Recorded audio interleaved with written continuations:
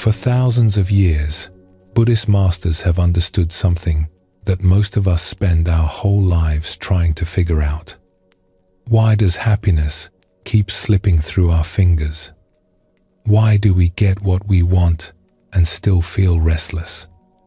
Tonight, we explore their answer, and it is simpler and more hopeful than you might expect. Before we begin, feel free to share what time it is and where you are listening from. The Buddha once said that the highest happiness is peace. The stories and teachings you will hear tonight are not complicated. They are not lessons to memorize or techniques to practice. They are simple truths about where happiness actually lives and why we so often look for it in the wrong places. So settle down and let your shoulders relax. Let your breath find its own rhythm. And when you are ready, let us begin this journey together. There is a question that lives quietly inside most of us. We may not always say it out loud. We may not even know it is there. But it hums beneath so much of what we do, what we chase, what we worry about in the dark hours of the night. The question is simply this: what will finally make me happy? We have all felt the pull of it. The quiet belief that happiness is waiting for us somewhere just ahead. In the next chapter of our lives, in the next accomplishment, in the next relationship, the next home, the next season. If only we could arrive at that place, we think, then at last we would feel at ease. Then at last, something inside us would settle and say, yes, this is enough. This is peace. And yet, how often have we arrived at exactly the place we were reaching for, only to find that the feeling fades? The new home is beautiful, but after a few weeks, the walls are just walls again. The achievement felt wonderful for an evening, and then the morning came with new worries. The thing we wanted so badly becomes simply the thing we have, and already the heart is scanning the horizon for the next promise of happiness. The Buddha spoke of this with great tenderness. He did not scold us for wanting to be happy. He understood that the wish for happiness is one of the deepest things inside the human heart. But he also saw, with a clarity that still shines after thousands of years, that most of us are looking for happiness in places where it cannot stay. There is an old story passed down through the Buddhist tradition about a king and the Buddha himself. This king lived in a beautiful palace. His gardens stretched in every direction, filled with flowering trees and fountains that caught the light. He had musicians who played for him in the evenings and cooks who prepared the finest meals. He had advisors and companions and every comfort a person could imagine, by any measure the world might offer. He was a man who had everything. One day, the king heard that the Buddha was passing through the countryside nearby. The Buddha was known for his unusual peace, for a kind of quiet happiness that seemed to follow him wherever he went. The king was curious. He invited the Buddha to visit, and when he arrived, the king welcomed him warmly. They sat together in the shade of a great tree in the palace garden. After some time, the king leaned forward and asked the question that had been forming in his mind. "Tell me," he said, "between the two of us, who do you think is happier? I have everything a man could want. Wealth, comfort, beauty, companionship. Surely this must be happiness." The Buddha smiled gently.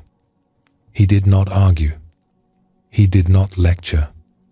He simply asked a question in return. "Let us try something," the Buddha said. "Sit here, just as you are. Do not call for your musicians. Do not ask for food or drink. Do not reach for any entertainment or distraction. Simply sit here, quietly, with yourself. Can you remain happy like this for 1 hour? The king thought about it. Yes, he said, after a moment. I believe I could. What about 6 hours? The Buddha asked.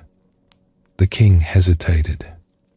6 hours with nothing to do, no one to speak with, no pleasure to reach for.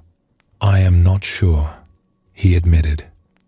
And what about an entire day and night? The Buddha asked softly. 24 hours, sitting here with nothing but your own company.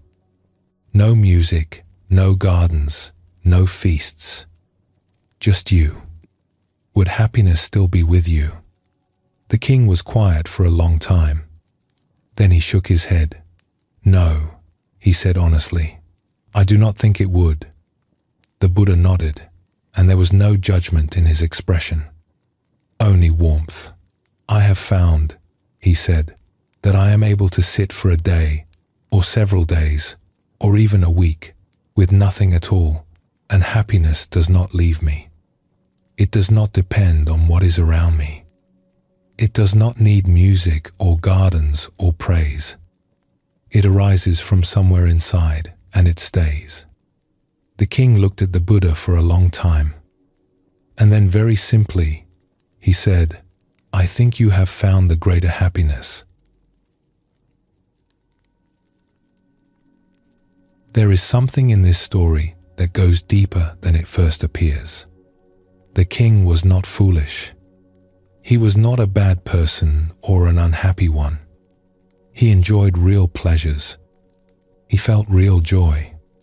But his happiness was like a fire that needed constant fuel. Without the logs of entertainment, comfort, and stimulation, the flame would flicker and go out. The moment the world stopped offering him something, his sense of well-being began to waver. The Buddha's happiness was different. It was not a fire that needed feeding. It was more like the warmth of the sun itself. Steady, quiet, coming from within. Not dependent on what the world chose to give or take away. This is one of the most beautiful teachings in the Buddhist tradition. The idea that there is a happiness available to every one of us that does not depend on conditions. Not on getting what we want. Not on the world being arranged just so. Not on other people behaving the way we wish they would. But a happiness that arises naturally, gently, when we stop reaching outward long enough to notice what is already here. The Buddha described this kind of happiness with the word sukha. It is a lovely word.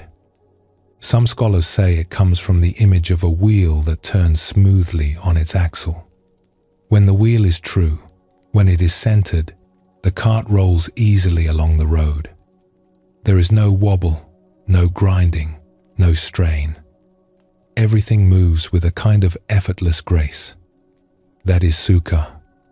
That is the feeling of being centered in yourself, at ease in your own being, the wheel of your life turning true.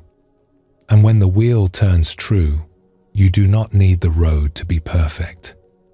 You can move over rough ground and smooth ground alike with a kind of steadiness that comes not from the landscape but from within. And the opposite, dukkha, which is often translated as suffering, comes from the image of a wheel that is off-center, a wheel that wobbles and grinds and makes the whole journey difficult, not because the road is bad, but because something inside the wheel itself is out of alignment. So much of our searching for happiness is really an attempt to fix the road.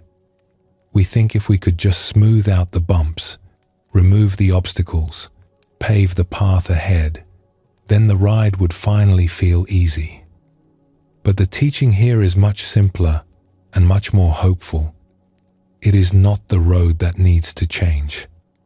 It is the wheel. And the wheel is something we carry within us.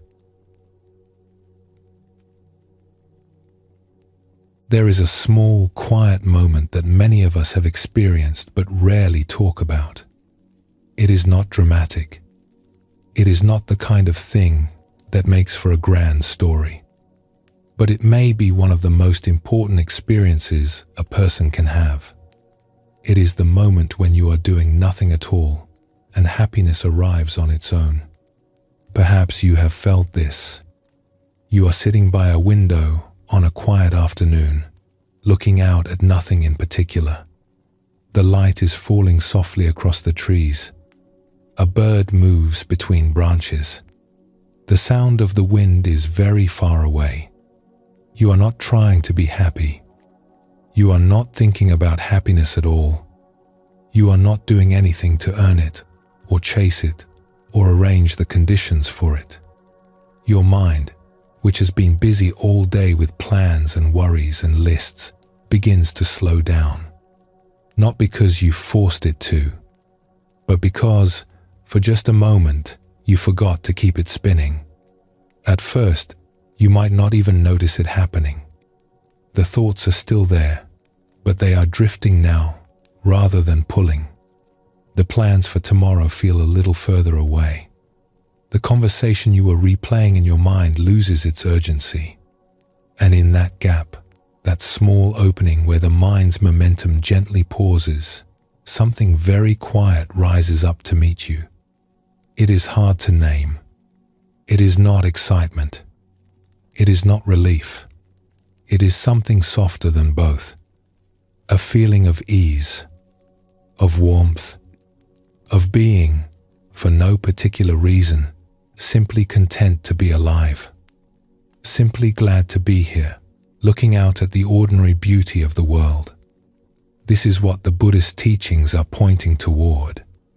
Not a happiness you have to build or earn or chase across the years, but a happiness that is already here, waiting in the spaces between your thoughts, the way sunlight waits behind clouds. You do not create the sunlight. You only need to stop standing in your own shadow. The Buddha once said, "Peace is the highest happiness." Not pleasure, not excitement, not even joy, beautiful as joy can be, but peace. The simple, quiet, unshakable sense that all is well, right here, right now, even if the world outside is complicated and imperfect. That peace is what we are gently turning toward tonight. Now, it would be easy to hear a teaching like this and feel discouraged. We might think, well, that is lovely for the Buddha sitting under a tree, but what about me? What about my busy life, my responsibilities, my restless mind that never seems to quiet down? This is a very natural response. And it is worth saying clearly, you do not need to sit in perfect stillness for 7 days to taste this kind of happiness. You do not need to become a monk or retreat to a mountaintop. The teaching is not about achieving some distant, extraordinary state. It is about recognizing something that is already quietly present in your ordinary life. Think of it this way. When you walk into a room where someone has been cooking something wonderful, you smell it immediately. The fragrance is just there. You did not create it. You simply walked in and noticed. The happiness the Buddha spoke of is a little like that. It is not something you manufacture. It is something you notice when you slow down enough to walk into the room of your own being. And we have all had these moments, even if we did not recognize them at the time. The moment when you step outside after a long day and feel the cool air on your skin and something inside you quietly says, "Ah." The moment when you watch someone you care about laughing and for no reason you can explain, your heart feels full. The moment when a piece of music finds you at exactly the right time and something tight in your chest gently lets go. The moment when you lie down at the end of a long day and feel the bed receive the weight of your body and everything in you softens. You did not plan for those moments. You did not earn them. They simply arrived because for one brief breath, you were not looking elsewhere. These moments are not accidents. They are glimpses. They are small windows into the kind of happiness that does not depend on anything going right in the world. And the more we begin to notice them, the more they seem to appear. There is a beautiful tradition in Buddhism of making a simple wish, a kind of quiet blessing that is offered not just for oneself, but for all living beings. It goes like this: may all beings be happy. It is one of the most ancient and beloved phrases in the Buddhist world, and there is something very tender about it. It does not say, may all beings get what they want. It does not say, may all beings be successful, or may all beings be comfortable. It says, simply, may they be happy, as if happiness were the deepest thing we could wish for one another, as if it were the very center of what it means to live well. Tonight, as you rest here, you might let that wish settle gently into your heart. May all beings be happy. May you, wherever you are, begin to feel that quiet happiness that has been waiting for you all along. Not because anything in your life has changed, but because, for just this moment, you have stopped reaching outward and allowed yourself to simply be. The wheel is turning true, and the road, as it turns out, was never the problem. Let us pause here for a moment. There is no rush. Simply notice how you are feeling right now. Let your breath be easy, and whenever you are ready, we will continue together.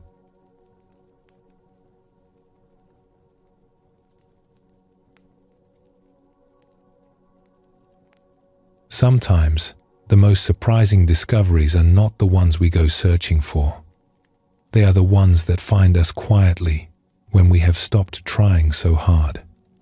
In the Buddhist tradition, there is a gentle distinction made between two experiences that most of us bundle together under a single word. We call them both happiness, but they are actually quite different. One is joy. The other is something deeper, something the tradition calls sukha, which we might translate as ease or contentment, or a kind of happiness that has settled into its own stillness. Joy is wonderful. It rises like a wave. It can fill the body with warmth, with energy, with a feeling of lightness that makes the world seem to shimmer. But joy, by its very nature, moves. It swells, it crests, and eventually it passes. There is an excitement to joy, a beautiful aliveness, but also a restlessness. If you have ever laughed so hard that you needed to catch your breath, or felt a surge of delight that left you buzzing, you know what joy feels like. It is a visitor who arrives with great energy and eventually needs to move on. But beneath joy, when the wave has crested and the energy begins to soften, there is something else. Something quieter. It does not announce itself the way joy does. It does not sweep through the body or light up the mind. It simply sits there, like still water after the wind has stopped. A gentle sense of well-being. A feeling that nothing is missing. That you are, in this moment, enough. That life, in this moment, is enough. This is the happiness the Buddhist path gradually reveals. Not a replacement for joy, but what remains when joy has done its beautiful work and moved on. There is a story about a young man who traveled far from home to spend many months in silent practice at a small retreat center in the hills. He was given a simple room with very little in it. A bed a window, bare walls. Each day he would rise before dawn and sit in meditation, and each evening he would return to this small room and sit again. In the early weeks, not much seemed to happen. His mind was busy, his body restless. Some mornings, his legs ached from sitting. His thoughts circled endlessly, returning to the life he had left behind, to conversations unfinished, to plans half-made. He wondered more than once if he had made a mistake in coming. The silence felt heavy at times, almost oppressive, and the simplicity of his days left nowhere to hide from his own restlessness. But he stayed. He kept sitting, and slowly, without any great dramatic moment, without any flash of insight or thunderclap of understanding, something began to shift. It started as a warmth in his chest during the morning sittings, a feeling he could not quite explain. It was not connected to any particular thought or memory. It was just there, like sunlight finding its way through a gap in the curtains. Over the following weeks, this warmth deepened. It spread through his body. Some mornings he would sit down, take a few slow breaths, and feel a kind of happiness rise up from somewhere he could not name. It was not loud or dramatic. It did not make him want to leap up and shout. It simply filled him, the way water fills a bowl, quietly and completely. He would sit there in that small room, on that simple bed, and feel a sense of love and well-being so full that it almost seemed to hum. He had not done anything special to earn it. He had not solved any great problem or received any wonderful news. He had simply been sitting, day after day, in the same quiet room, and happiness had come to him the way spring comes to a hillside. Not all at once, but unmistakably. After many months of this, he began to have a curious thought. All this happiness, all this warmth, sitting in this one spot for so long, surely some of it must have soaked into the room itself, into the bed, into the walls. He smiled at the thought, knowing it was a little fanciful, but there was a part of him that believed it too. There was another practitioner at the same retreat center, a serious, disciplined man who had been there even longer. He followed every rule meticulously. He sat for hours without moving. He was deeply committed, but he was also, quite visibly, struggling. His face carried a kind of tightness that never quite softened, even in the gentlest moments of the day. His shoulders were drawn up. He moved through the hallways with the careful intensity of someone trying very hard to get somewhere, as though enlightenment were a destination he could reach if only he walked quickly enough. He reminded the first man of himself, in a way, of those early weeks when the silence had felt heavy and the sitting had felt like work. The difference was that this man had been at it for much longer, and the heaviness had not lifted. It had hardened into something more like determination, which is a fine quality in many parts of life, but which can become its own kind of trap when what you truly need is to let go. One morning, the first man passed him in the corridor and quietly asked a simple question, something small and practical. Where might he find something he needed? The second man turned sharply. "You are not supposed to be speaking," he said, his voice tight with frustration. "You are disrupting the silence." The first man said nothing more. He simply nodded and walked on. But he felt something for this fellow practitioner. Not pity, exactly. More like recognition. He understood what it was like to try so hard that the trying itself becomes the obstacle. To grip the practice so tightly that there is no room left for anything gentle to enter. To confuse effort with progress and discipline with peace. And so quietly, privately, he found himself wishing that this man could come and sit in his room for a while. Not to meditate in any particular way, just to sit in that space where happiness had been gathering softly for all those months, as if the room itself might offer what all the discipline in the world could not. Permission to stop trying. Permission to simply receive.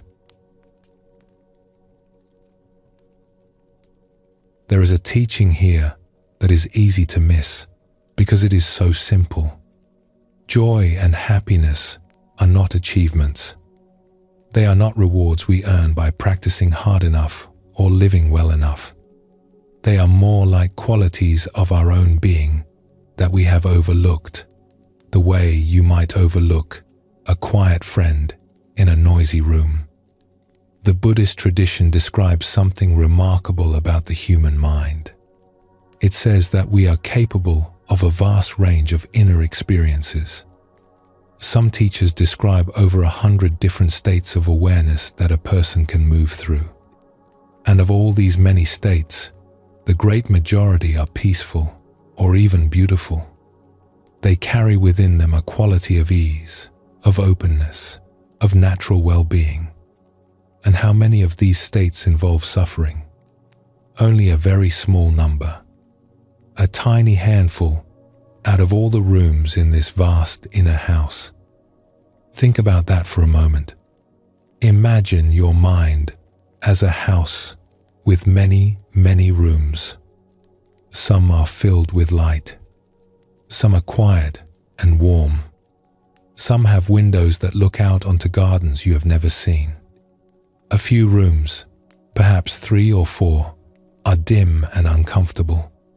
And yet, somehow, most of us have spent our lives moving between those few dim rooms as if they were the entire house. We have paced the same small hallways, opened the same heavy doors, and believed that this was all there was. But the house is so much larger than we knew, and most of its rooms are filled with light. This is not wishful thinking.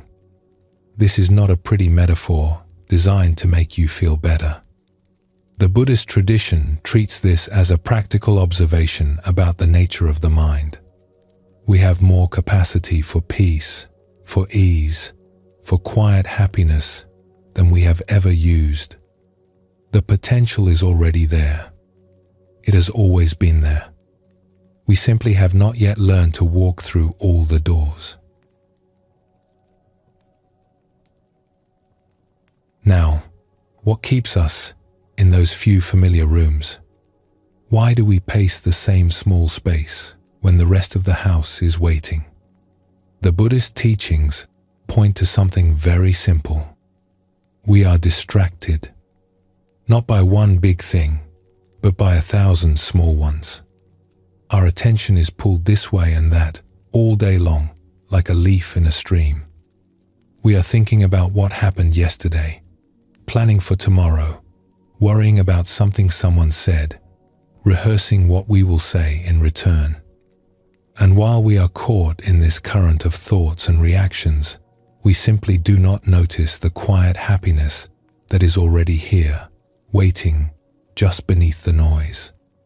We become so accustomed to the busyness of the mind that it starts to feel normal. We forget that there is any other way to be. The rushing, the planning, the low hum of worry, it all blends together into a kind of background static that we mistake for life itself. And underneath that static, quiet as a heartbeat, something patient is waiting. It is a little like standing in a garden at night, convinced that there are no stars because you have been staring at your phone. The stars were always there. You only needed to look up. The Buddha understood this deeply. He saw that much of human unhappiness is not caused by the conditions of our lives, but by the habits of our minds. The way we get tangled in wanting things to be different than they are. The way we resist what is here and reach for what is not. the way we scatter our attention across so many concerns that there is nothing left to simply be present with. An undisciplined mind is like an elephant running wild, the Buddha once said. And a wild elephant does not stop to notice the beauty of the forest it is crashing through. And so the path he offered was not about adding more to our lives. It was not about acquiring new things or achieving new states. It was, in the most beautiful way, about subtraction, about gently setting down the things we did not need to carry, about learning to be still enough, quiet enough, present enough to notice what was already here. There is a phrase in the Zen tradition that captures this beautifully. A student once traveled many days to sit with a renowned teacher. When he arrived, he bowed and asked, "What is the essence of your teaching? What is the one thing I must understand?" The teacher looked at him calmly and said, "Attention." The student waited. Surely there was something deeper, something more complex, some secret that would unlock the mystery of the mind. "Yes, but what else?" he asked. "What comes after attention?" "Attention," the teacher said again. "Attention, attention." The student was puzzled. He had expected sutras and lectures and philosophy. But the teacher offered only this one word, repeated like a bell. This is not a trick answer. It is the most honest one. Because when we truly pay attention, when we gather our awareness into this moment rather than scattering it across a dozen others, something shifts. The noise of the mind begins to soften. The space between thoughts grows a little wider. And in that space, we begin to notice what has been waiting there all along. Not fireworks, not ecstasy, just a quiet, steady warmth. The feeling of being at home in your own being. You do not need to go anywhere to find it. You do not need to sit for months in a small room, although that is a beautiful thing to do. You only need to pause, even for a moment, and pay attention to the feeling of the air on your skin, to the sound of your own breathing, to the simple fact that you are here, alive, resting, and that in this moment, nothing is wrong. Most of the rooms in your house are filled with light. You have simply been standing in the hallway, looking at your phone.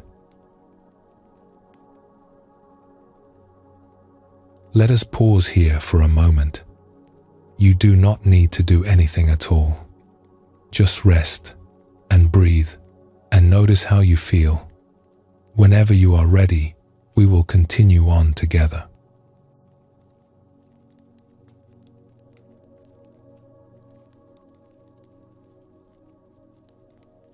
How does someone begin to find their way toward peace? This is a question that has been asked for thousands of years, and the answers have taken many forms.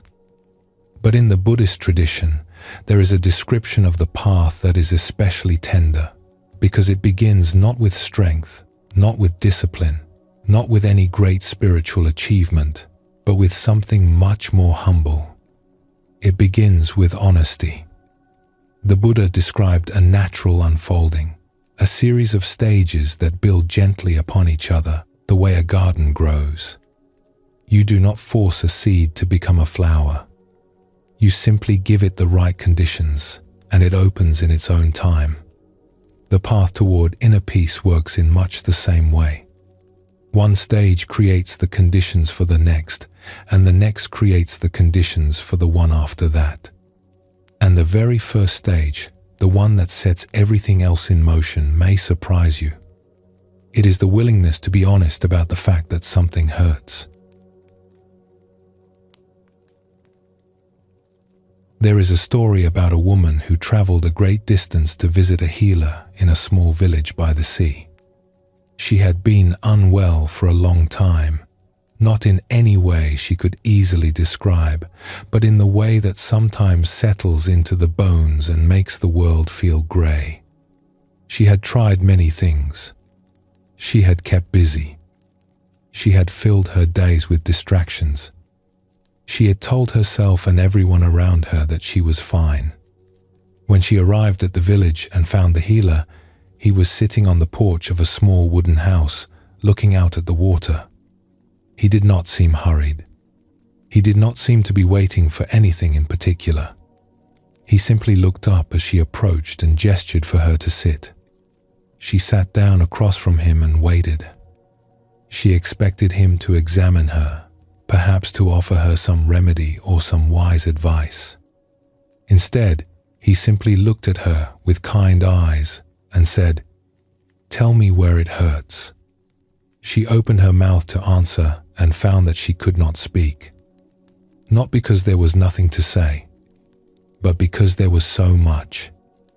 Years of it, layers of it, and she had never, not once, allowed herself to say it plainly. She had always found a way to change the subject, or to soften it, or to wrap it in a laugh and hand it back as though it were nothing. The healer did not rush her. He did not fill the silence with questions. He simply sat quietly and waited, the way the sea waits for the shore. After a long time, she began to speak. Slowly at first, haltingly, as if she were learning a language she had forgotten. Then more freely. She spoke about the tiredness she had been carrying, the sadness she had not wanted to name, the loneliness she had covered over with busyness, the way she had been pretending, even to herself, that everything was all right. When she finished, the air between them felt different, lighter somehow. The healer nodded. "That is the beginning," he said softly. "You cannot find your way to peace while you are pretending you are already there." She looked at him. "But I have not done anything," she said. "I have only told you what is wrong." "Yes," the healer said, and there was a warmth in his voice that surprised her. "And that is the bravest thing most people will ever do." This is what the Buddhist tradition means when it places suffering at the very start of the path. It is not saying that suffering is good or that we should go looking for it. It is saying something much gentler than that. It is saying, when you are in pain, be honest about it. Do not turn away. Do not numb yourself to it. Do not plaster a smile over the ache and tell the world you are fine. Because here is what happens when we are honest about our suffering. Something remarkable opens up. A kind of doorway appears that was not visible before. When we stop pretending, when we set down the weight of keeping up appearances, we suddenly have room for something new. And what rushes into that room, almost immediately, is a kind of hope. The Buddha called this faith. Not faith in the way it is sometimes understood, as believing in something you cannot see or accepting a doctrine without question, but faith as a kind of quiet confidence, a feeling that says, if I can be this honest about what is difficult, then perhaps there is a way through it. Perhaps this is not all there is. Perhaps there is a path I can walk, and perhaps I am strong enough to walk it. It is the feeling you get when you have been lost in the woods for a long time and you finally catch sight of a trail. You do not know where it leads. You do not know how far it goes. But you know it is a trail, and you know that someone has walked it before you. And that alone is enough to lift the heaviness from your shoulders and put a little warmth back in your step. And this quiet confidence, this willingness to believe that change is possible, is what gives rise to the next stage, which the tradition calls delight. Delight is a beautiful word, and it describes a beautiful experience. It is the feeling that comes when you realize you are no longer stuck. When you look at your life and notice that you have begun to move in a direction that feels true. When your actions begin to line up with your values and you feel, perhaps for the first time in a long while, that you are living with some integrity. There is a particular kind of delight that comes from knowing you are on a good path. Not a perfect path. Not a path where everything is easy or clear, but a path that feels honest. A path where you are no longer running away from yourself. Perhaps you have felt this in your own life. The quiet satisfaction of having been kind when you could have been harsh. The gentle pride of having chosen patience over reaction. The warmth that comes from knowing that today you tried to live well. These are not dramatic feelings. They do not make headlines, but they are deeply nourishing, like bread after a long walk. And they matter more than we sometimes realize. In the Buddhist understanding, this kind of delight is not a luxury. It is not a bonus you receive after years of effort. It is a necessary part of the path. Without some taste of it, without some sense that our efforts are bearing fruit, it becomes very difficult to continue. We need that warmth the way a traveler needs water. We need that encouragement the way a plant needs light. And the beautiful thing is that it does not come from outside. No one needs to hand it to you. It comes from your own actions, from the choices you make each day, quietly, without fanfare, without anyone watching. It comes from the simple dignity of trying to live a good life. There is a story about an old monk who lived in a monastery high in the mountains. He had been there for many years. Each morning, he would sweep the courtyard before the other monks awoke. It was a simple task. The courtyard was not large, and the sweeping did not take long. But he did it with such care, such quiet attention, that the other monks sometimes paused to watch him through the windows. One day, a young student who had recently arrived approached him after the morning sweeping was done. The courtyard stones were still damp, and the first light was just beginning to warm them. "May I ask you something?" the student said. The old monk nodded. "Why do you always sweep the courtyard yourself? There are younger monks who could do it. You have been here longer than anyone. Surely you have earned the right to rest." The old monk smiled. It was the kind of smile that comes from having been asked a question you have thought about for a very long time. "When I sweep," he said, "I am not cleaning the courtyard. I am cleaning my mind." The student looked puzzled. The old monk leaned the broom against the wall and sat down on the stone step beside him. "Each morning, I wake up and there is dust. In the courtyard, yes, but also in here." He touched his chest lightly. Small worries, old habits, little tangles of restlessness that gathered while I was sleeping. And so I take the broom and I begin. Stroke by stroke, the courtyard becomes clear. And stroke by stroke, something in here becomes clear, too. By the time I am finished, I feel a kind of gladness. Not because the courtyard is clean, but because I showed up for my life this morning. I did one small thing with care, and that is enough to begin a good day. The student sat with this for a while, watching a bird hop along the edge of the courtyard wall. Then he asked, "And what happens after the gladness?" The old monk looked out at the mountains, where the mist was beginning to lift. "After gladness comes calm," he said. "And after calm, if you are patient, comes something very like peace." This is the gentle logic of the path the Buddha described. Honesty about suffering opens the door to faith. Faith opens the door to delight. Delight, the quiet gladness of a life lived with care, opens the door to something the tradition calls joy. Joy is warmer, more expansive, a feeling that begins to spread through the body like sunlight through a window. And joy, in its own time, begins to settle.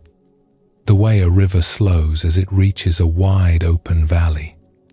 The energy is still there, but it is no longer rushing. It becomes calm. It becomes tranquil.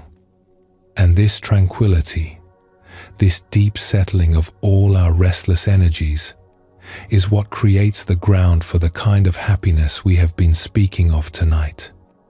None of these stages are forced. None of them are demanded. They unfold the way a flower opens, each petal making room for the next. And the whole process begins with the simplest, most courageous act a person can perform, telling the truth about how they feel. It is worth pausing here to say something important. This path is not a ladder. It is not a test. It is not something to measure yourself against or feel guilty about. The Buddha did not describe these stages so that we would look at ourselves and think, I am not far enough along. He described them so that we might understand how natural the journey toward peace really is. If you have ever been honest about a difficult feeling, you have already taken the first step. If you have ever felt a small spark of hope that things could be different, you have already taken the second. If you have ever felt glad about a kind choice you made, or a moment of patience, or a day when you lived a little more gently than the day before, you have already taken the third. You are further along than you think. The path is not somewhere out ahead of you. It is already beneath your feet. There is a saying in the Zen tradition, the journey of 1,000 miles begins with a single step. But perhaps it is even simpler than that. Perhaps the journey begins the moment you stop pretending you do not need one. The Buddha once said, in the end, only 3 things matter: how much you loved, how gently you lived, and how gracefully you let go of things not meant for you. And the letting go begins, always, with honesty, with the courage to say, this is where I am. This is what I feel. And from here, I'm willing to take the next small step. So tonight, wherever you are on this path, know that it is already unfolding. You do not need to push it along. You do not need to be further ahead. The seed does not rush toward the sun. It simply grows, one quiet day at a time, trusting the light. And the light, as it turns out, has been there all along. Let us rest here for a moment. Feel the ground beneath you. Feel the ease of having nowhere to be. And when you are ready, we will walk on together.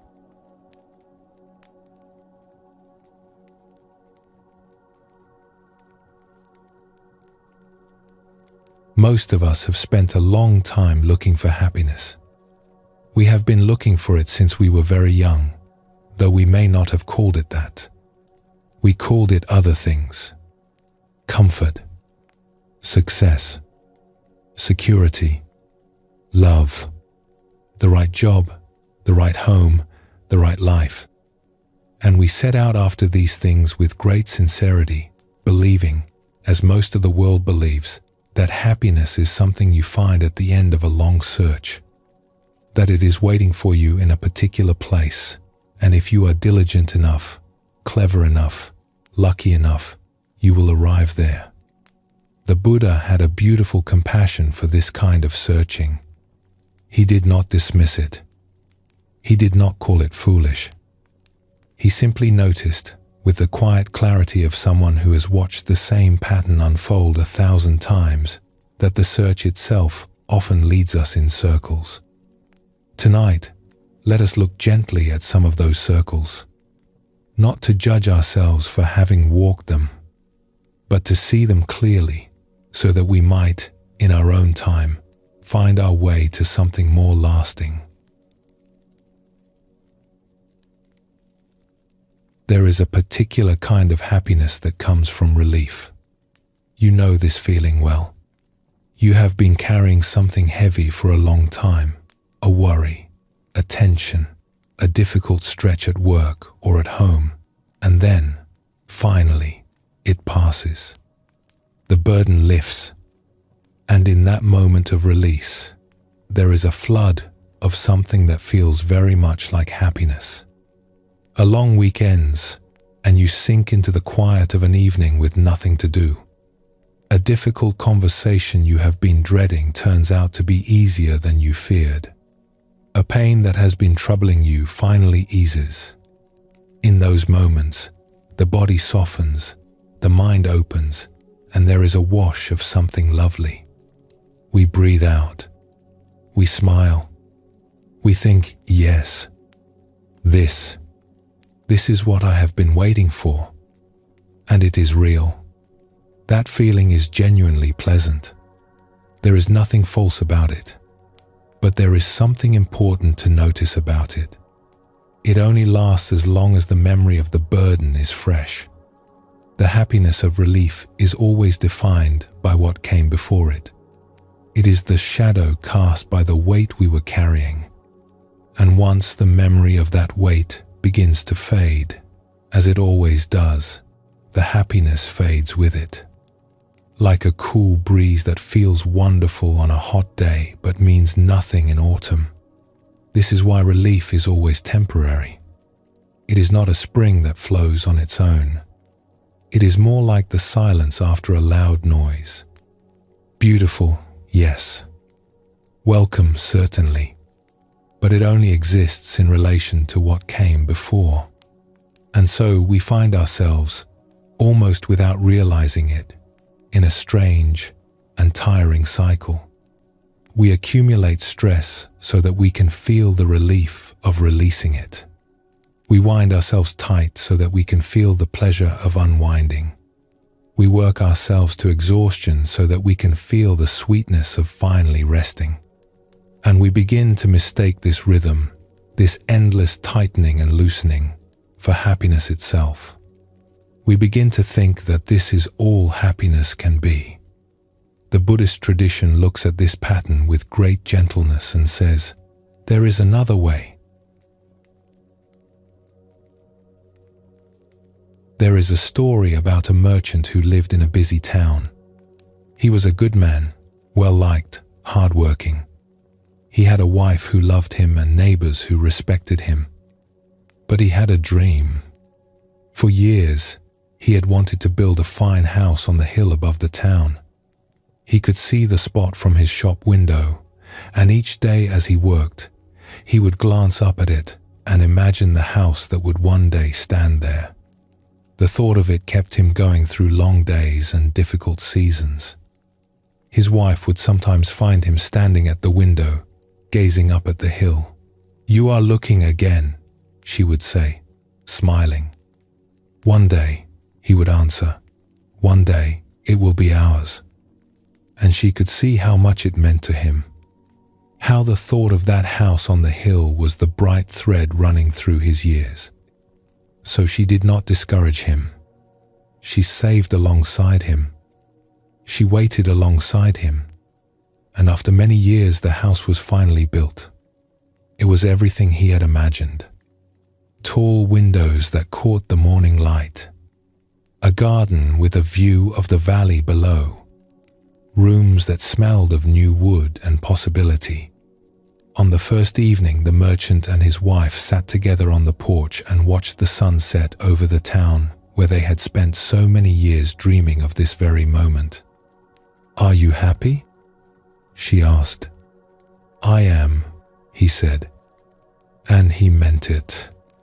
But after a few months, something began to shift. The rooms that had felt so full of possibility began to feel simply like rooms. The view from the garden, which had once taken his breath away, became familiar. He still liked the house. He was still glad he had built it. But the happiness, that bright, warm feeling that had filled him in the early days, had quietly slipped away, the way morning mist lifts from a valley without anyone noticing exactly when it went. His wife noticed before he did. "You are looking out the window again," she said one afternoon, gently. He turned, startled. He had not realized he had been doing it. But she was right. He had been standing at the window of their beautiful new house, gazing across the town to a different hill. And he had been thinking, that would be a lovely place for a garden. This is what the Buddhist teachings call the happiness of fulfillment. It is the happiness that comes when a wish is granted, a desire met, a longing satisfied. And it is, in its own way, a real kind of happiness. The problem is not that it is false. The problem is that it does not stay. We have all lived some version of this story. We wanted something very badly. We worked for it, waited for it, imagined how wonderful it would feel to finally have it. And when we got it, there was a burst of warmth, a sense of arrival, a moment when the world seemed to say, yes, you did it. But the warmth faded. The sense of arrival gave way to a new restlessness. And before long, the mind was already reaching for the next thing, already gazing at a new hill, already composing a new dream. It is not that the dream was wrong. It is that we asked the dream to do something it could not do. We asked it to make us happy forever. And no dream can carry that weight. The Buddha spoke about this with the image of a person trying to quench their thirst with salt water. Each drink seems to help for a moment, but it only deepens the thirst. Not because the water is bad, but because it is not the kind of water that truly satisfies. This is not a reason to stop wanting things. It is not a reason to feel guilty about our desires or to punish ourselves for having dreams. The teaching is gentler than that. It is simply an invitation to notice, to see the pattern clearly and to hold it with kindness. To say to ourselves, yes, I know this one.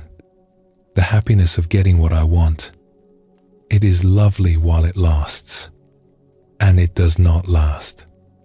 And that is all right, because there is a deeper well, one that does not run dry with the seasons. There is one more circle worth looking at, though it is a quieter one, and we may not always recognize it in ourselves.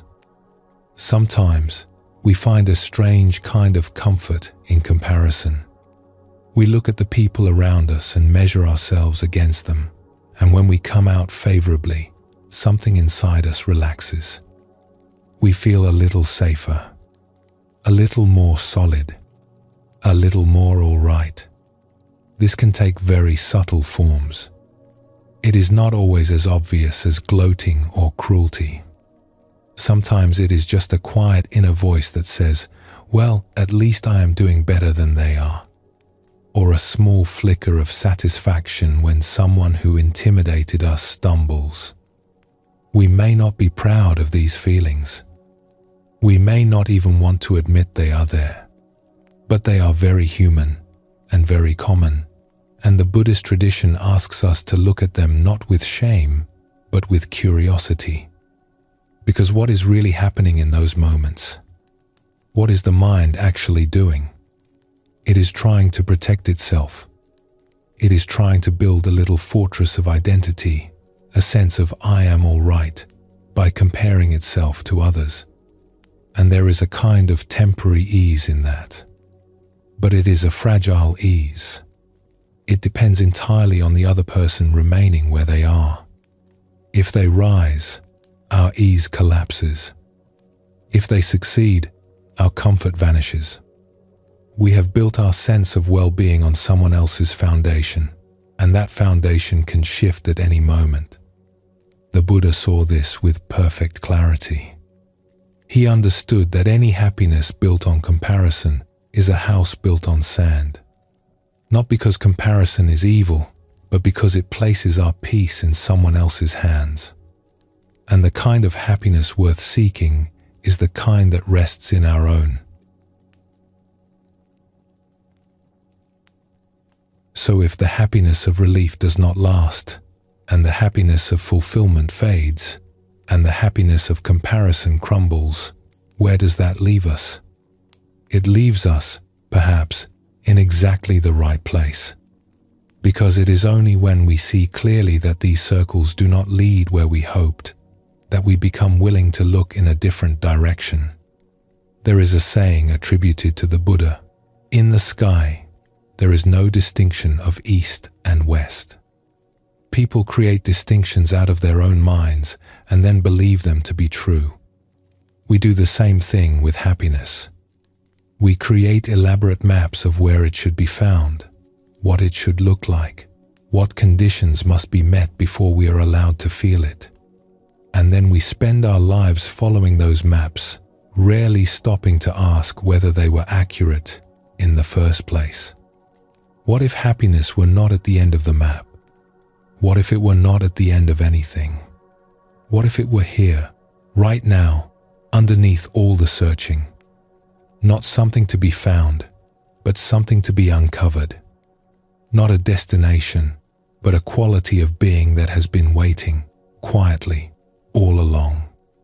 This is something the great teachers have always known, that the one who stops running is the one who arrives. That the one who stops grasping is the one whose hands are finally full. It sounds like a riddle, but it is more like a homecoming. That is the invitation the Buddhist path extends. Not to stop living, not to stop wanting or dreaming or reaching for things that matter, but to recognize, gently, with the kindness of someone who has walked the same circles many times, that the deepest happiness does not come from any of those things. It comes from something much closer, something that has been with you since before you started looking. There is a Zen saying that goes, "Sitting quietly, doing nothing, spring comes, and the grass grows by itself." You do not need to make the grass grow.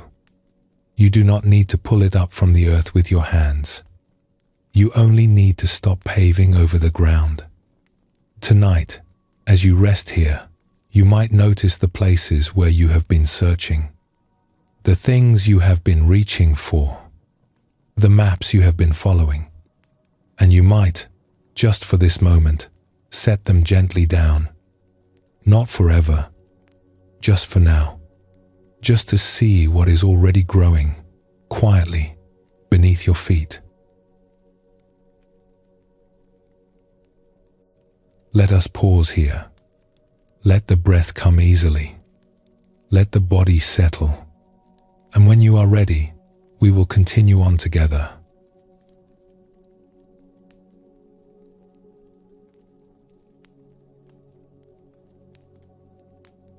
Right now, your body is here. You can feel it. The weight of your limbs. The texture of whatever is beneath you. The quiet rhythm of your breathing, which has been going on all this time without you needing to think about it at all. But where is your mind? If you are like most of us, it has been traveling. Even as your body has been still, your mind has wandered to a dozen different places. It has drifted to something that happened earlier today. It has reached forward into tomorrow. It has revisited a conversation, rehearsed a plan, worried about something that may never happen. It has been busy, your mind. It has been everywhere except here. This is one of the most ordinary experiences of being human. And it is also, according to the Buddhist tradition, one of the deepest sources of our unease. There is a teaching in Buddhism that is easy to overlook because it sounds so simple. It says that when our body, our mind, and our intentions are all in the same place at the same time, something remarkable happens. A kind of wholeness settles over us. A feeling of being gathered, complete, present. And out of that wholeness, a very natural happiness begins to arise. It sounds simple because it is simple, and yet it is one of the rarest experiences most of us ever have. Think about how much of your life is spent divided. Your body sits at a table, but your mind is at your desk. Your hands are washing dishes, but your thoughts are somewhere else entirely. You lie down at the end of the day, and your body is ready to rest, but your mind keeps running, chasing some thread it picked up hours ago and refuses to put down. We are scattered. Not dramatically, not in some obvious way that anyone would notice from the outside, but quietly, constantly, like a river that has been split into a dozen smaller streams. Each stream still flows, but none of them carries the full force of the water. None of them runs deep. And we have grown so used to this that we think it is normal. We think everyone lives this way. And perhaps they do. But that does not make it our deepest nature. There is a Zen saying, when you walk, just walk. When you eat, just eat. It sounds almost comically simple. But try it, truly try it, and you will see how radical it is. Try eating a meal without thinking about anything except the food in front of you. Try walking down a street without your mind running ahead to where you are going. It is extraordinarily difficult. And in those rare moments, when you manage it, even briefly, there is a shift, a settling, a feeling of being more fully alive than you were a moment ago. The Buddhist path is, in many ways, about gathering those scattered streams back together, about bringing the full force of who we are into a single, undivided flow. And when that happens, when we are truly whole and truly here, the depth of what we feel is extraordinary. There is a story about an old woman who lived alone in a cottage at the edge of a forest. She was known in the nearby village for her quietness and for a kind of steady warmth that people found hard to describe. Children liked her. Animals were not afraid of her. When people came to visit, they often left feeling strangely rested, as though they had slept well for the first time in weeks, even though they had only sat with her and talked. One day, a young woman from the village came to see her. This young woman was bright and capable, but she carried a restlessness that she could not seem to shake. She was always busy, always thinking 3 steps ahead, always managing some plan or worry. She was tired, though she could not say exactly why. "How do you do it?" The young woman asked. "How are you so calm? You live here alone, with so little, and yet you seem more at peace than anyone I know." The old woman poured 2 cups of tea and set one before her guest. "Watch the tea," she said. The young woman looked down at her cup.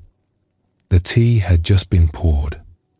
It was cloudy, full of tiny leaves and sediment swirling in the hot water. She watched. Slowly, the swirling calmed. The sediment began to drift downward. And after a few minutes, the tea was perfectly clear and still. "That is what I do," the old woman said. "I let myself settle." The young woman frowned. "But how?" "My mind never stops. Even now, sitting here with you, I am thinking about what I need to do when I get home, what I should have said to someone yesterday, whether I remembered to close the gate." The old woman nodded, as though this were the most natural thing in the world. "Of course," she said, "the leaves are always swirling. That is what leaves do when the water is stirred. You do not need to stop them. You cannot stop them by wanting them to stop. You only need to stop stirring." The young woman sat with this. She wrapped her hands around the warm cup and felt its heat pass into her palms. "But what does that mean? How do I stop stirring? I do not even know I am doing it." The old woman looked at her with great kindness. "You are doing it right now," she said gently. "You are sitting here with me, drinking tea, and somewhere in your mind you are already at home, already closing the gate, already in the next hour of your life. Part of you is here. Part of you is there. And so long as you are divided like that, the water cannot clear. So what do I do?" "Nothing," the old woman said. "That is the whole secret. You do nothing. You sit here. You drink your tea. You let yourself be in one place. Just one. And the settling happens on its own." The young woman looked down at her cup again. The tea had become perfectly still. She could see the bottom of the cup. She could see her own reflection in the surface, faintly, like a face appearing in a quiet pond. "Oh," she said softly. The old woman smiled. "Yes," she said. "Oh." This image, the cup of tea slowly clearing, is close to what the Buddhist teachings describe when they talk about the settled mind. We do not become peaceful by forcing our thoughts to stop. We become peaceful by no longer adding to their momentum, by no longer stirring. And what does the stirring look like? It looks like desire pulling us towards some imagined future. It looks like worry replaying the past. It looks like restlessness that keeps us reaching for our phone, or planning, or rearranging things that do not need to be rearranged. It looks like the 1,000 small ways we keep ourselves busy so that we never have to be still long enough to feel what is actually here. The Buddha described 5 particular patterns that keep the mind churning. He called them hindrances, though perhaps a gentler word would be habits. The habit of wanting what we do not have. The habit of pushing away what we do not like. The habit of restlessness, of always needing to be doing something. The habit of heaviness, of sinking into dullness when the mind does not know what else to do. And the habit of doubt, of constantly questioning whether any of this matters. These are not flaws. They are not signs that something is wrong with us. They are simply the ways the mind keeps itself stirring. And they are remarkably ordinary. You can see them at work in the simplest moments. The restlessness that makes you reach for your phone when you have been sitting quietly for 30 seconds. The wanting that turns a peaceful evening into a search for something to eat, something to watch, something to fill the space. The doubt that whispers, "Even now, this is not working. I should be doing something else." The more we can recognize these patterns, gently, without judgment, as if we were watching leaves swirl in a cup of tea, the more naturally they begin to settle. Not because we fought them, not because we pushed them down or argued with them, but because we saw them clearly and chose, just for a moment, not to pick up the spoon. When the mind does settle, when the stirring slows and the water begins to clear, something quietly extraordinary happens. The body, the mind, and the heart arrive in the same place. And in that arriving, there is a feeling that is hard to put into words. It is not excitement. It is not even what most people would call joy. It is quieter than that, warmer. It is the feeling of coming home after a long time away and sitting down in your own chair and realizing that nothing needs to happen next. That you are simply here, and that being here is, for reasons you cannot quite explain, deeply good. This is the happiness the Buddha spoke of when he described the deeper stages of the path. Not a happiness that depends on something going well in the world. Not a happiness that requires a particular thought or a particular feeling, but a happiness that arises out of wholeness, out of being undivided, out of all the scattered pieces of who you are gathering together in one place, like birds returning to a single tree at dusk. There is a beautiful simplicity to it. You are not trying to feel anything in particular. You are not chasing any special state. You are simply here, all of you, at once, and that turns out to be enough. Many people who sit quietly for a long time report this experience with a kind of wonder. They say things like, "I was just sitting there, and suddenly I felt happy, and I could not tell you why." Or, "Nothing special was happening. I was just breathing. And I felt this warmth, this contentment, and it did not seem to come from anywhere." They often sound surprised, as if they had found something valuable in a place they had walked past 1,000 times without looking. And what surprises them most is how ordinary it feels. They expected fireworks. They expected bliss or visions or some great revelation. And instead, they got something much simpler and, in its own way, much more profound. Just a feeling of being all right, of being whole, of being here, and finding that here is a good place to be. This is not a mystical experience. It is not reserved for monks or saints or people who have spent decades in practice. It is simply what happens when the mind stops scattering itself long enough for its natural warmth to be felt. The way you can feel the warmth of the sun on your skin the moment a cloud passes. The sun was always shining. The cloud was the only thing in the way. The Buddha put it beautifully when he said, "Peace comes from within. Do not seek it without." Not because the outside world has nothing to offer, but because the deepest peace, the most sustaining happiness, is not something the world can give you or take away. It is something that reveals itself when you stop looking elsewhere and simply arrive where you already are. This is what it means to come home to yourself, not to achieve some extraordinary state, not to become someone different, but to gather all the scattered parts of who you are, the worrying mind, the tired body, the hopeful heart, and let them rest together in the same place.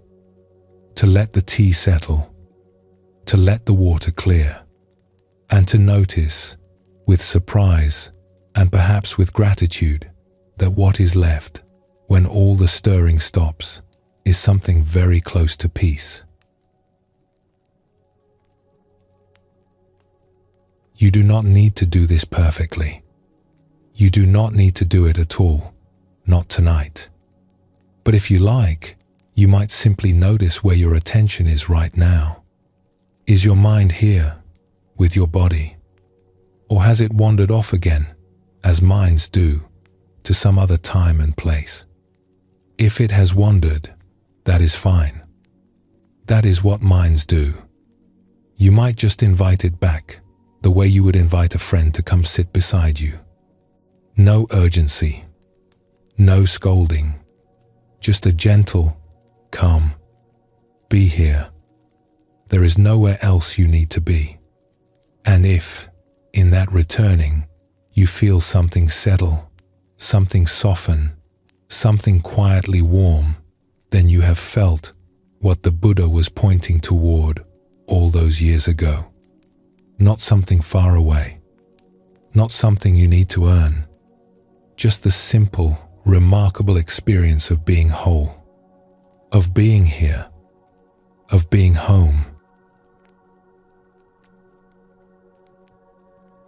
Let us pause here for a little while.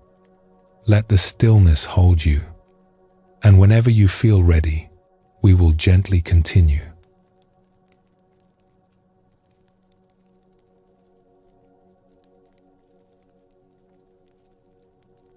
There is a question that sometimes visits us in the quiet hours. We do not always invite it. It simply appears like clouds on a clear afternoon. And the question is this: what happens to peace when life becomes difficult? When something precious is lost? When the heart is heavy and the world feels less kind than it did before? It would be dishonest to speak about happiness without also speaking about sorrow. They are not strangers to each other. In fact, in the Buddhist tradition, they are understood to be deeply connected. Shore and sea, always touching, always belonging to one another. You cannot have one without the other. And learning to be at peace with both, to allow both to move through you without resistance, is one of the most tender teachings the tradition has to offer. So let us turn toward this gently, together, and see what we find. There is a story about a woman who came to a silent retreat after a year of great loss. In the space of just a few seasons, several people she loved dearly had passed from her life. One after another, like lanterns going out along a path. She had been carrying this sorrow for a long time, and she had come to the retreat not because she expected it to be fixed, but because she did not know where else to go. At home, she had tried to grieve.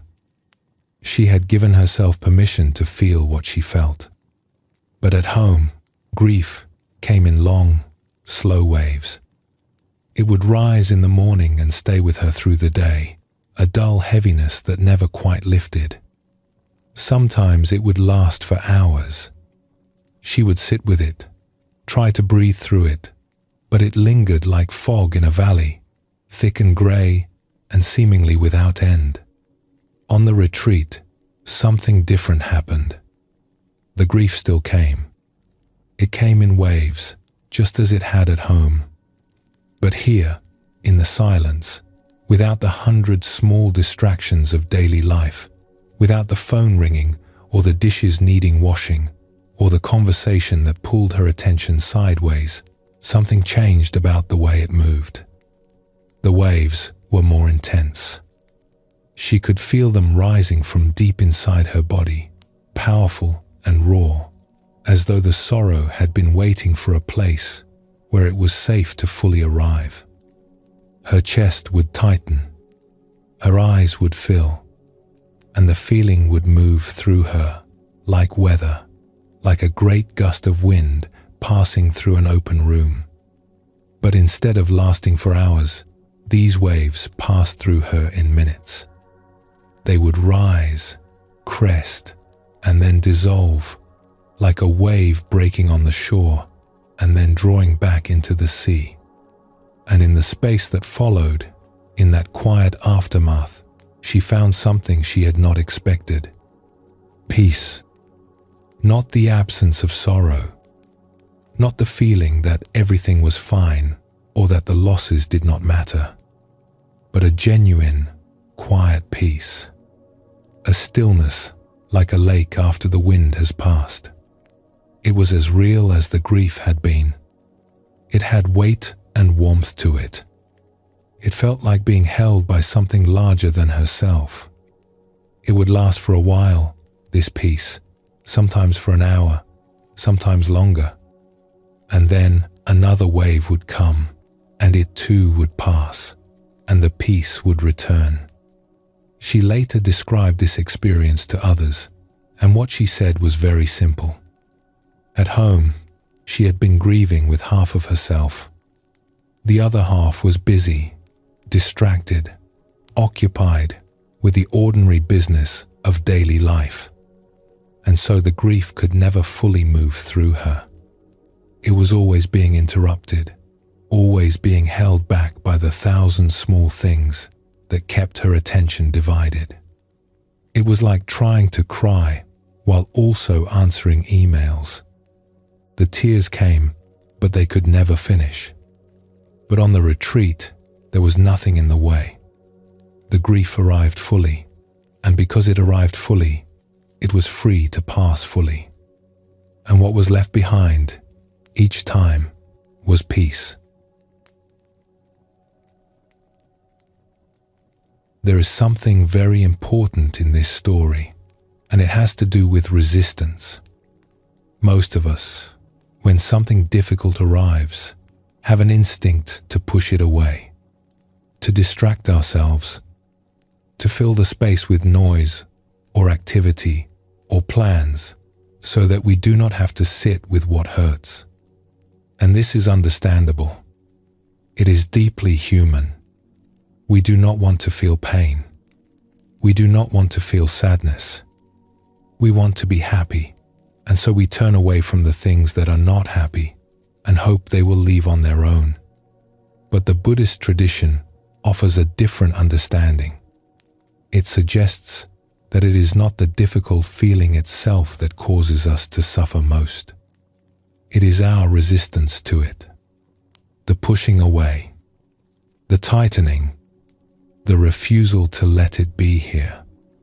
There is a saying in the Zen tradition, the resistance to the unpleasant situation is the root of suffering.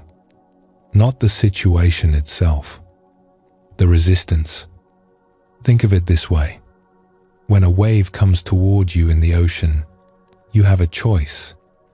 You can brace yourself against it, tighten every muscle, plant your feet, and try to stand firm. And if you do, the wave hits you with its full force. It knocks you off balance. It tumbles you. The harder you resist, the harder the fall. And when you finally surface, gasping, the next wave is already on its way, and you brace again, and the cycle continues, and you wonder why the sea feels so exhausting. Or you can do something else, something that feels, at first, like it takes more courage than bracing. You can soften. You can let your body be light.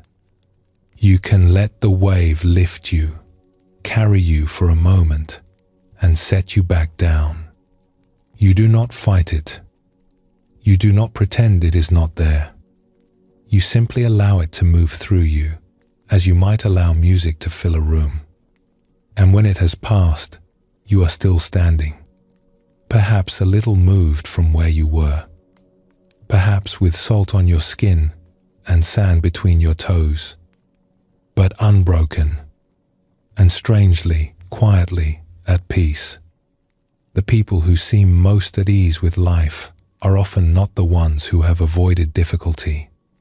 They are the ones who have learned to soften into it, to let the wave come and to let it go.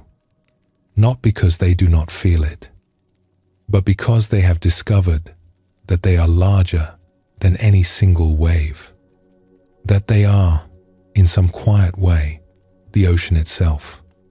This is what non-resistance looks like. Not giving up, not being passive, not pretending that difficult things do not matter, but choosing, gently, not to add the weight of struggle to the weight of what is already here. Even the Buddha himself understood loss. The tradition tells us that he carried a tenderness throughout his life for his mother, who was absent from his earliest days. It was not something he pushed aside or pretended was resolved. It stayed with him, this tenderness, even after he had found the deepest peace. And there is something reassuring in that.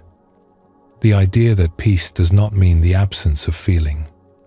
It does not mean becoming numb or distant or untouched by life. It means feeling fully without being broken by what we feel. There is a beautiful phrase sometimes used in Zen: every day is a good day. At first, it can sound strange, even insensitive. How can every day be a good day when some days bring us face to face with hardship, when some days are heavy with confusion or sadness?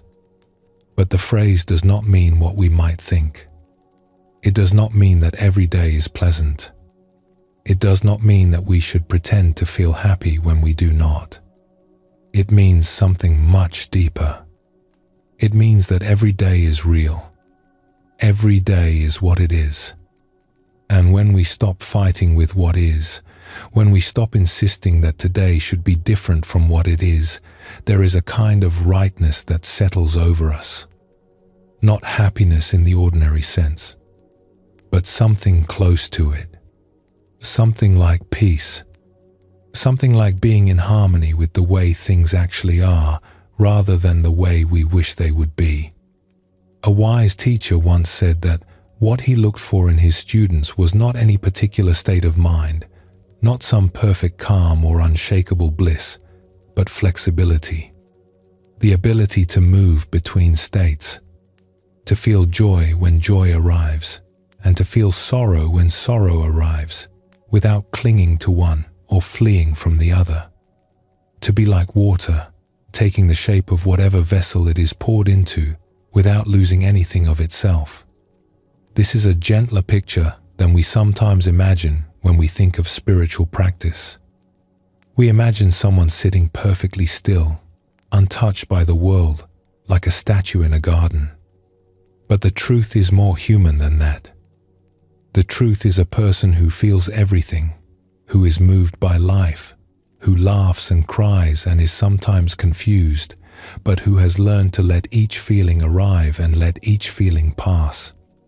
Who does not get stuck, who does not grab on and refuse to let go, who trusts the current of life to carry them where they need to be. This is perhaps one of the most freeing things a person can learn. That peace does not require perfection, that you can feel sorrow and still be at peace, that you can face difficulty and still carry a kind of quiet steadiness inside you. That happiness and sadness are not enemies but neighbors, living side by side, and that a heart large enough to hold both is a heart that has truly learned to live. The woman who came to the retreat discovered this, not as a philosophy or an idea, but as a lived experience. She felt the waves of her sorrow move through her, fully and completely, and she felt the peace that waited on the other side. Not because the sorrow was gone, but because she had finally stopped standing in its way. There is a tenderness to this teaching that is hard to put into words. It does not ask us to be strong. It does not ask us to be brave. It asks us only to be willing to feel what is here, willing to let it move, willing to trust that, like a wave, it will pass, and that what remains, when it does, is something we can rest in. There is an old Buddhist story about a teacher who was asked by a student, "How do I find peace in the middle of a storm?" The teacher thought for a moment and then said, "Do not look for the place where there is no storm. Look for the place within you that the storm cannot reach." The student sat with this for a long time. "Where is that place?" He asked. "It is the place that is not fighting," the teacher said. "It is the place that is simply watching the storm pass." We all have this place inside us. It is not far away. It is not something we need to create or earn or achieve. It is the quiet center that remains when everything else is moving. The eye of the storm if you like. The stillness at the bottom of the sea, while the waves roll and crash above. You may not feel it right now. You may not feel it tomorrow. But it is there. It has always been there. And on the days when life is gentle, and on the days when life is hard, it is waiting for you. Patient, steady, quiet, like the shore that is always there, no matter how far the tide goes out. Let us rest here. Let whatever you are feeling be here, too. There is no need to change it or fix it. Just let it be, and let yourself be held by this quiet moment. Whenever you feel ready, we will continue on together.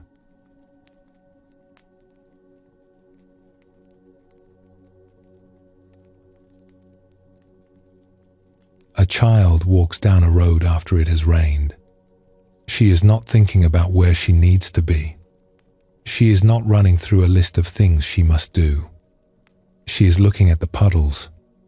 She stops and crouches down and watches the way the light moves on the surface of the water. She sees the sky reflected there, upside down, and the branches of a tree, and the slow drift of a cloud.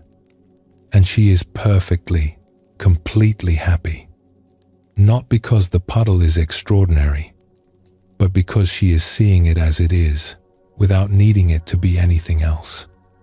We were all this child once. We all knew how to look at the world this way. Somewhere along the road, we forgot. We learned to walk past the puddles without looking. We learned to see the world through the filter of what we needed from it, what it could give us, what was wrong with it, what still needed to be fixed. And the simple happiness of seeing clearly, of looking at what is here and finding it beautiful, slipped away so gradually that we did not even notice it was gone. But it can be found again. And finding it is less about learning something new than it is about remembering something very old. There is a teaching that runs quietly through the Buddhist tradition, and it has to do with the way we see. Not what we see, but how we see it. The same event, the same moment, the same experience can look entirely different depending on the lens through which we view it. A rainy afternoon can feel like a prison or a gift, depending on what we bring to it. A long wait can feel like a waste of time or an unexpected invitation to be still. A difficult year can feel like nothing but hardship, or it can become, in time, the very thing that taught us how to be kind. This is not about pretending. It is not about pasting a cheerful face over something genuinely painful. The Buddhist tradition has far too much respect for honesty to suggest anything like that. It is about recognizing that in most situations, there is more than one way to see what is happening, and the way we choose to see it shapes, profoundly, how we feel. The Buddha spoke of this when he said, "We are what we think. All that we are arises with our thoughts. With our thoughts, we make the world." Not in some magical sense, but in the very practical sense that the stories we tell ourselves about our lives become the experience of our lives. And if we can learn to tell gentler, truer, more generous stories, the experience changes with them. There is a story about a man who went through a very difficult stretch in his life. Things had not gone as he had planned. He had lost work that mattered to him. Friendships had shifted. He felt uncertain about his path, and for a long time he could see nothing good in what had happened. It felt like a season of winter that had gone on too long, and he carried it heavily. Years passed. The difficulty did not disappear, but it softened. He found new work. New friendships grew. His life rebuilt itself in ways he had not expected. like a forest growing back after a fire, not the same as before, but alive and green in its own way. And then one day, a friend came to him in distress. This friend was going through something very similar to what he had once faced. She was frightened and confused and did not know how to move forward. She sat across from him and said, "I do not know what to do. I feel like the ground has been pulled out from under me." And the man found, to his surprise, that he knew exactly what to say. Not because he had read it in a book, not because he had studied what to do, but because he had lived it. He knew the shape of that particular darkness. He knew what it felt like at 3 a.m. when the mind will not stop turning. He knew the way hope can feel impossible when you are in the middle of it, and he knew, from his own experience, that it would pass. He sat with his friend and he listened, truly listened, without rushing to fix anything. And then he spoke to her from a place that was completely genuine. He said, "I have been where you are, and I know it feels like it will never end. But it does. It changes. And you will be different on the other side of it in ways you cannot imagine right now. But you will be all right." And what he offered her was not advice, exactly. It was something rarer than advice. It was understanding. The kind that can only come from someone who has walked the same road and come through to the other side. His friend looked at him and said quietly, "Thank you. I believe you, because I can see that you know." Afterward, he sat alone for a while and thought about the difficult years. And for the first time, he did not see them only as something that had happened to him. He saw them as something that had prepared him, not perfectly, not painlessly, but really, truly prepared him to be of help to someone he cared about. He had not planned to feel grateful, but he did. This is the gentle art of seeing differently. It does not deny that difficult things are difficult. It does not require us to smile through our pain or pretend that everything happens for a reason. It simply invites us to stay open to the possibility that there is more going on than we can see right now. That the meaning of an experience is not always clear while we are living it. And that sometimes the very things we thought were losses turn out to be gifts we could not have recognized at the time.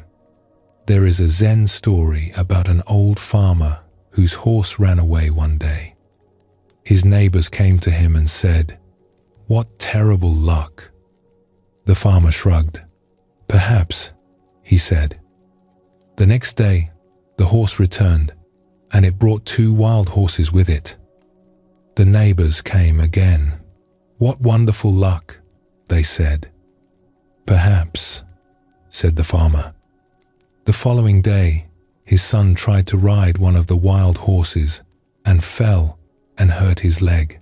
"What terrible luck," the neighbors said. "Perhaps," said the farmer. And the day after that, soldiers came through the village looking for young men to take far away, but they passed over the farmer's son because of his injured leg. "What wonderful luck," the neighbors cried. "Perhaps," said the farmer. The story could go on forever, and that is the point. We are always in the middle. We never have the full picture. And the farmer's gentle "perhaps" is not indifference. It is wisdom. It is the willingness to say, "I do not know what this means yet. I will wait. I will stay open.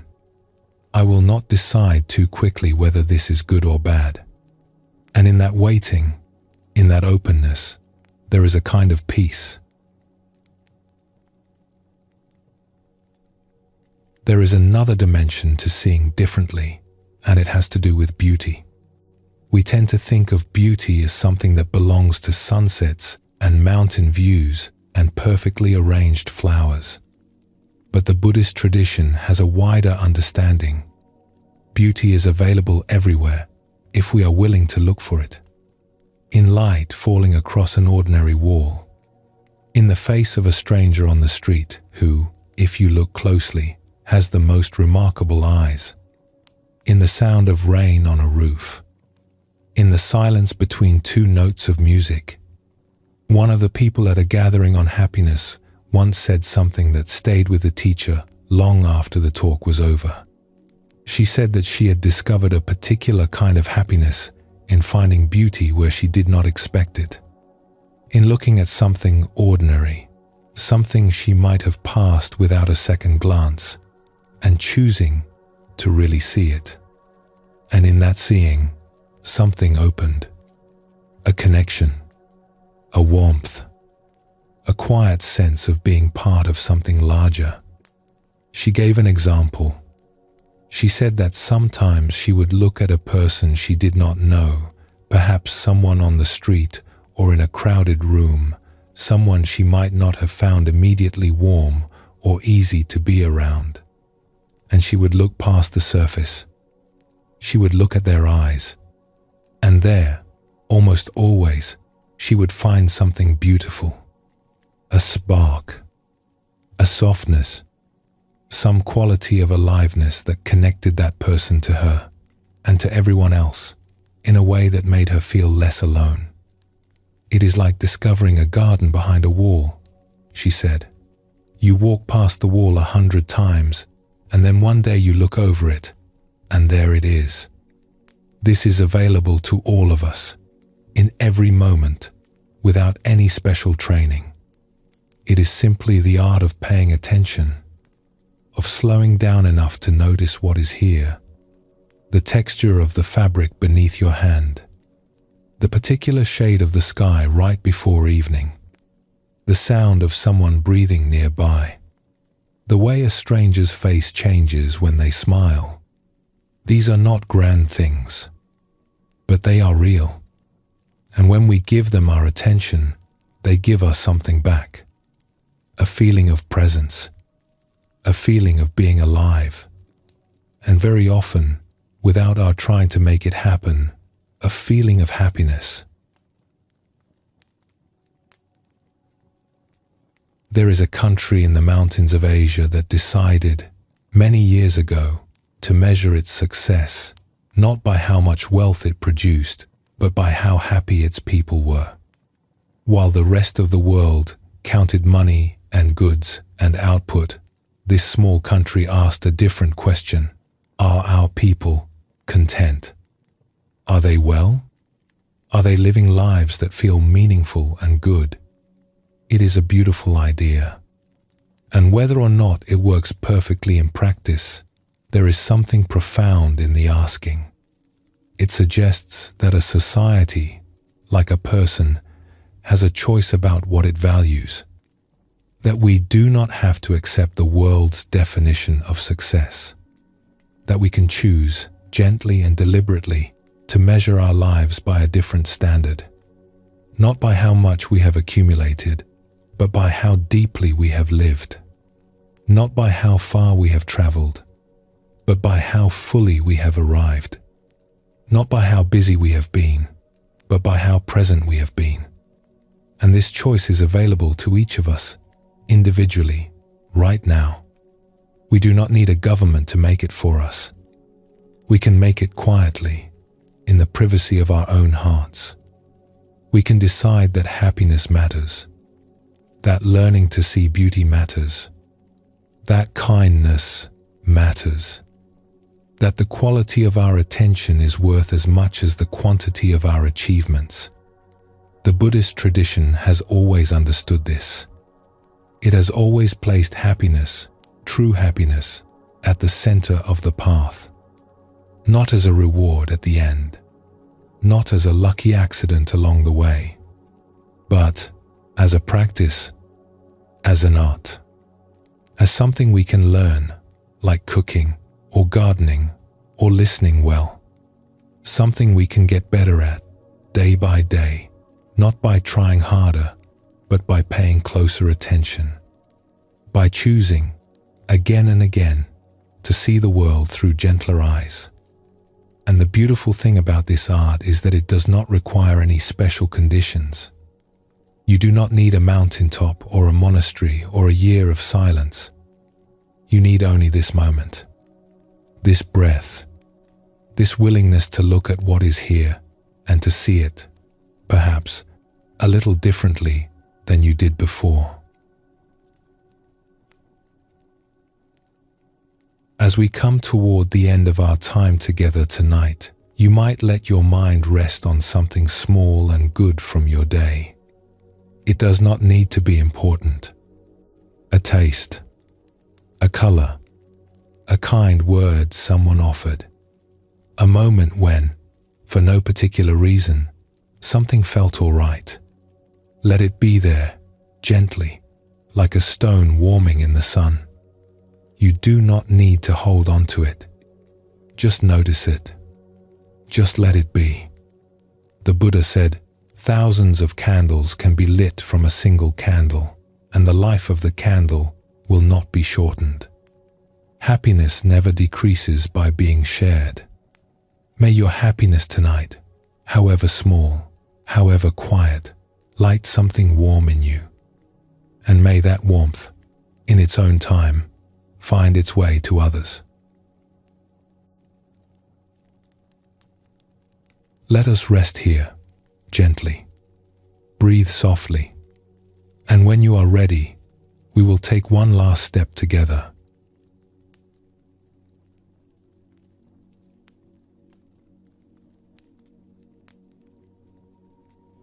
We have traveled a long way together tonight, through stories of kings and merchants, monks and healers, through puddles reflecting the sky and cups of tea slowly clearing.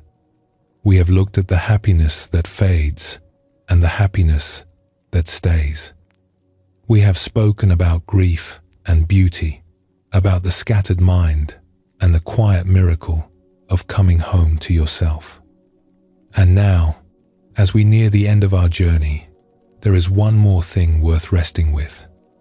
Something the Buddhist tradition considers the most sublime happiness of all. And it may surprise you, because it does not look like happiness as we usually imagine it. It looks like peace.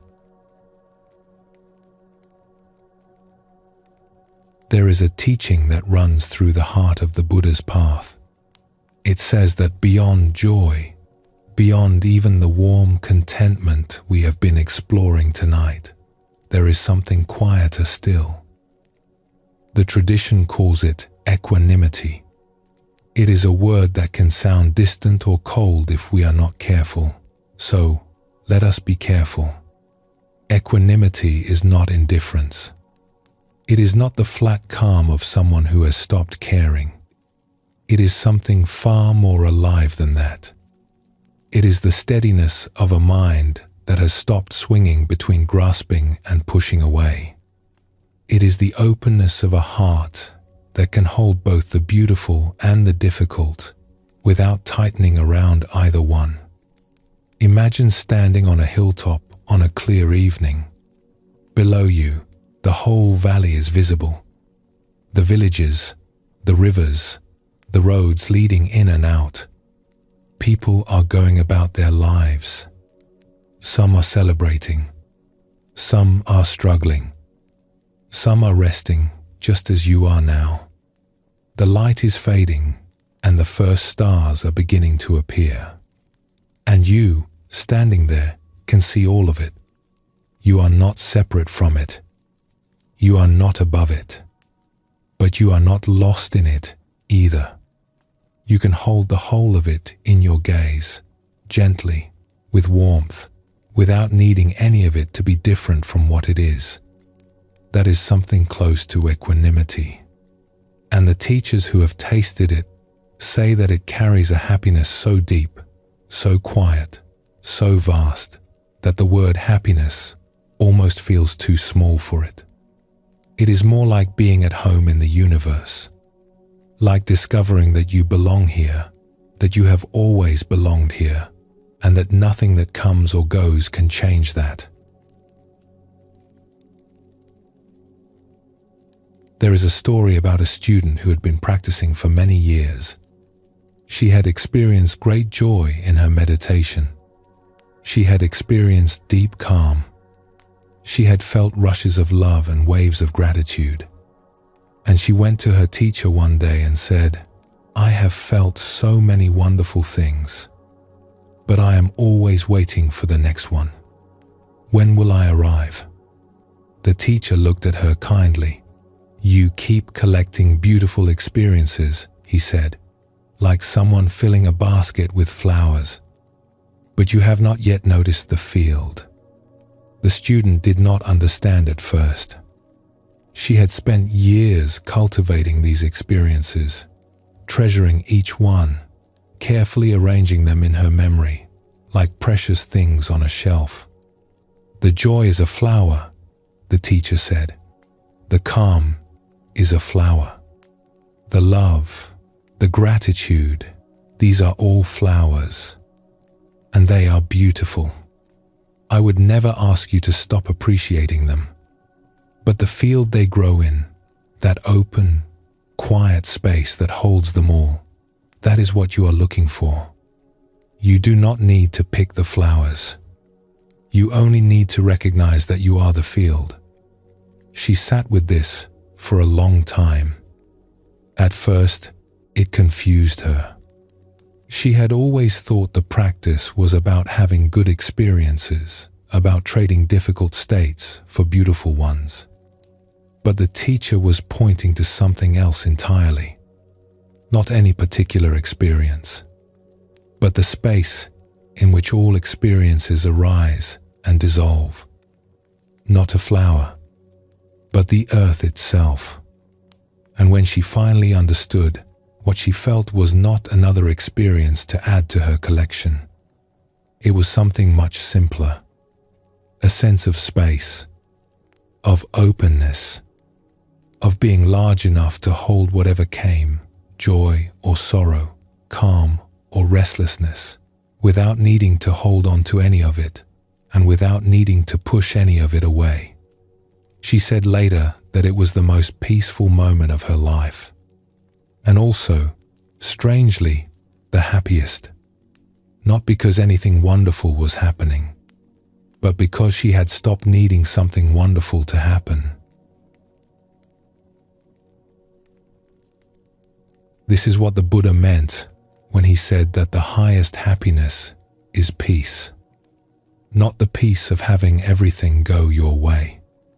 Not the peace of having solved all your problems or answered all your questions, but the peace of a mind that has come to rest in itself, that has stopped chasing and stopped fleeing and simply arrived here in this moment, open to whatever it holds. It is available in the most ordinary moments, in the pause between one breath and the next, in the silence after you finish speaking, in the space between sleeping and waking, when the mind is soft and the world has not yet made its demands, in the moment when you look up from whatever you are doing and notice, with a kind of surprise, that everything is all right. Not perfect, not solved, but all right, and that you are here for it. You have felt it before. Perhaps you did not have a name for it. Perhaps it lasted only a moment before the mind started up again with its plans and worries. But it was there, real as sunlight, quiet as snow, and it will be there again, because it is not something that comes and goes. It is the ground beneath everything that comes and goes. Steady, patient, always here, always waiting for you to stop long enough to notice. The Zen master, Thich Nhat Hanh, once said, "Peace is every step, not at the end of the road, not after the work is done, not someday when conditions are finally right. Every step, this one, and this one, and this one. So tonight, as you rest here, you do not need to reach for joy. You do not need to reach for happiness. You do not need to reach for anything at all. Simply let yourself be held by whatever this moment is. Let the breath come and go. Let the thoughts drift. Let the body be soft. And if, somewhere in the quiet, you notice a feeling of peace, you might recognize it for what it is.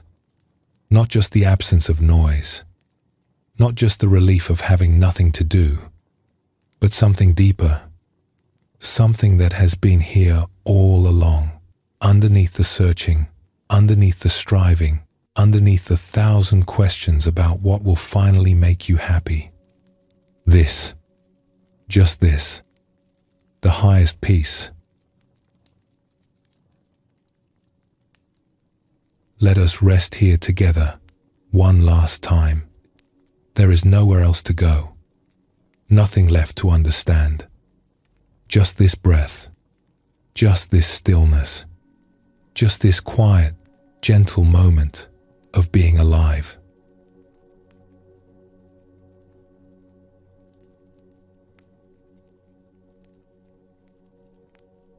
We began this evening with a question. What will finally make us happy? And perhaps, as we reach the end, the answer is simpler than we expected. Not a thing, not a place, not a circumstance that needs to line up just right, but a quiet turning inward, a willingness to stop reaching and to notice what is already here. The Buddha saw this clearly thousands of years ago. That happiness is not something we chase down. It is something we uncover. And the deepest happiness of all, the one he called the highest, is peace. The peace of a mind that has come home to itself. The peace of a heart that has room for everything. You carry that peace with you, even now, even on the difficult days. Even when the mind is busy and the world is loud, it is there, beneath it all, quiet as a candle in a still room. May all beings be happy. May all beings be at peace. And may you, wherever you are tonight, feel something of that peace settling gently into your bones. There is nowhere you need to go, nothing you need to fix. You are already home. Sleep well, and thank you for joining us here at Sleepy Monk.